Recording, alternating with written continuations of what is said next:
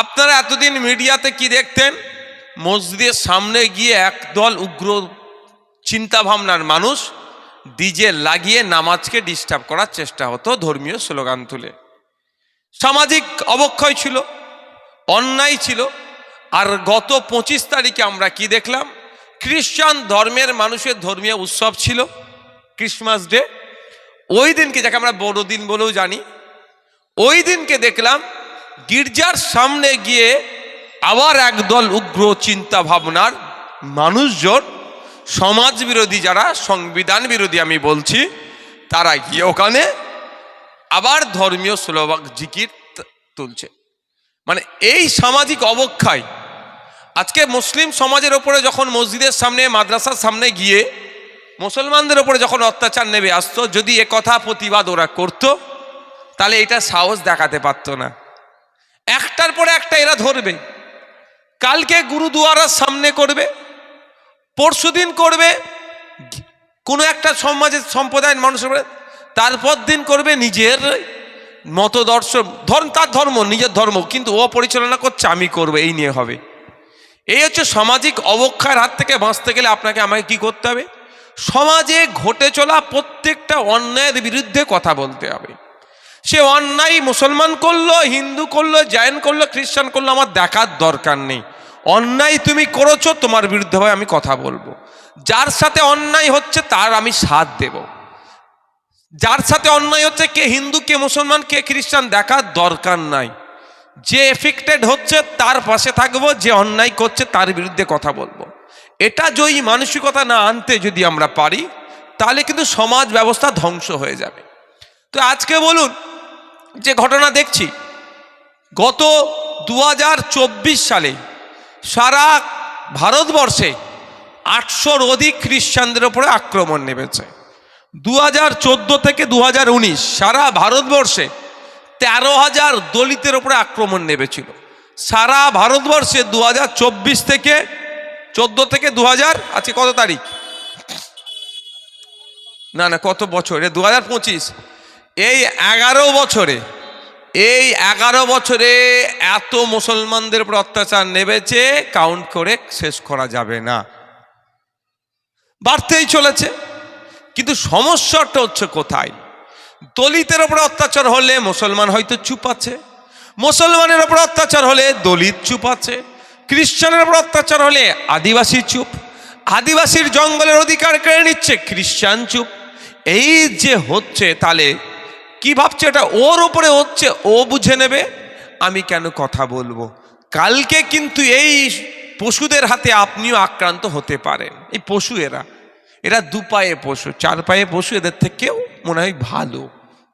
কারণ যেখানে সংবিধান 25 নম্বর ধারাতে আপনার ধর্মচারণের অধিকার দিয়েছে, আপনাকে কে আটকায়? কেন আটকানো হবে? তো সংবিধানের বাইরে যে কাজ করবে, সে সংবিধানকে যে আঘাত দেবে, সে কি দেশদ্রোহী নয়? তো গরু ছাগলগুলো তো আমাদের দেশদ্রোহী নয়। এই যে গরু ছাগল ঘোরে না, এরা কি দেশদ্রোহী? কিন্তু যে সংবিধানের উপরে আঘাত দেবে, সে দেশদ্রোহী। তাহলে এইটা অন্যায়কে আটকাতে গেলে, শুধু আমি একটা উদাহরণ দিলাম, এই ধরনের সমাজে যত ধরনের অন্যায় হচ্ছে, সেই অন্যায়কে আটকাতে গেলে আপনাকে আমাকে ঐক্যবদ্ধ হতে হবে। দেখুন, রাজনৈতিক পরিচয় আলাদা আলাদা থাকবেই। এই যারা সামনে আপনারা আছেন, সবার কি এক রাজনৈতিক পরিচয়? কোনোদিন হতে পারে না। ধর্মীয় পরিচয় আলাদা আলাদা থাকবে, কিন্তু সামাজিক পরিচয় তো একটা হওয়া দরকার, যে আমরা অন্যায়ের বিরুদ্ধে আমরা সচেতন নাগরিক। এই পরিচয়টা তো আমাদের সবার থাকা দরকার। এই পরিচয়টা আমরা ভুলে যাচ্ছি। আমরা সচেতন নাগরিক, এই পরিচয়টা আমাদেরকে বার করে আনতে হবে, যেটা ভিতরে চাপা পড়ে যাচ্ছে। আপনারা বলুন, হাফেজ বিন নিসার আলীর আপনারা নাম শুনেছেন? তিতুমিরের নাম শুনেছেন। ঐতিহাসিক বলছেন, তার সময় 1861 সম্ভবত, এই মনে পড়ছে না ডেটটা, তার সময়ে তিনি 83,000 কৃষককে এক জায়গায় করেছিল। ব্রিটিশদের বিরুদ্ধে, জমিদারদের বিরুদ্ধে লড়াই করেছিল। সেই 83,000 কৃষক শুধু মুসলমান ছিলেন না, ভিন্ন ধর্মের ছিলেন। তাদের লড়াইটা কি ছিল? ব্রিটিশ আর জমিদাররা মিলে কৃষকদেরকে শোষণ করছে। শোষণের হাত থেকে মুক্তি পেতে হবে। একবারের জন্য হাফেজ বিন নিসার আলী তিতুমির সাহেব তিনি এটা মাইন্ডে আনেননি যে শুধু মুসলমান কৃষকদেরকে শোষণ মুক্ত করতে হবে বা হিন্দু কৃষকদেরকে শোষণ মুক্ত করা যাবে না, এটা আনেননি। তিনি কি এনেছেন? সামাজিক পরিচয় কৃষক। ওই কৃষকদেরকে ব্রিটিশ এবং জমিদারদের হাত থেকে মুক্তি দিতে হবে। সেই জন্য সেই সময় তিনি ৮৩,০০০ কৃষককে জমায়েত করেছিলেন। পৃথিবীর ইতিহাসে দেখলে দেখা যাবে ওই তার আগে পর্যন্ত অত কৃষকদের নিয়ে কোনো জায়গায় জমায়েত হয়নি। কিন্তু তখন কি ইন্টারনেট ছিল? এত ভালো যোগাযোগ ব্যবস্থা ছিল না? এত ভালো মাইকিংয়ের সিস্টেম ছিল? কিছুই ছিল না। মানসিকতাটা কত দৃঢ় ছিল, সেই মানসিকতা আমাদের ফিরিয়ে নিয়ে আসতে হবে।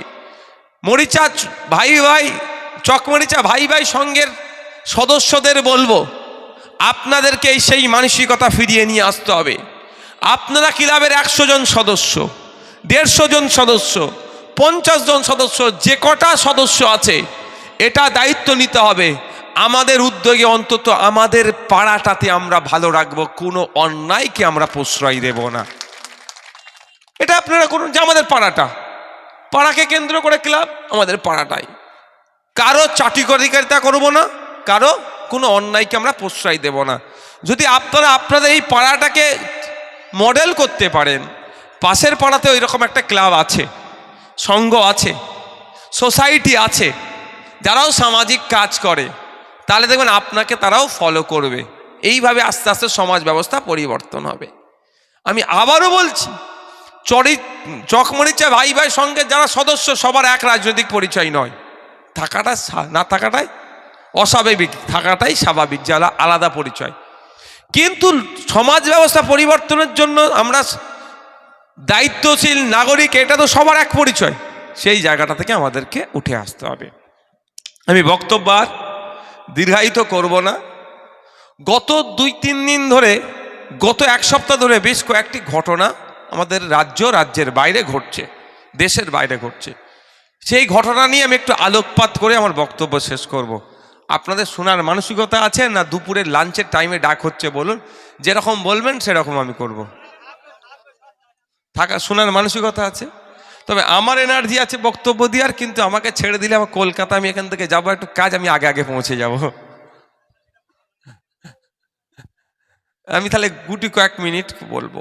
প্রথম আসা যাক, বাংলাদেশের সংখ্যালঘু যুবক দীপু দাসকে যেভাবে খুন করেছে, এটা কি সমর্থনযোগ্য? এটা জোরে ভাষায় বলতে হবে। কোনোদিন এটাকে মেনে নেওয়া যাবে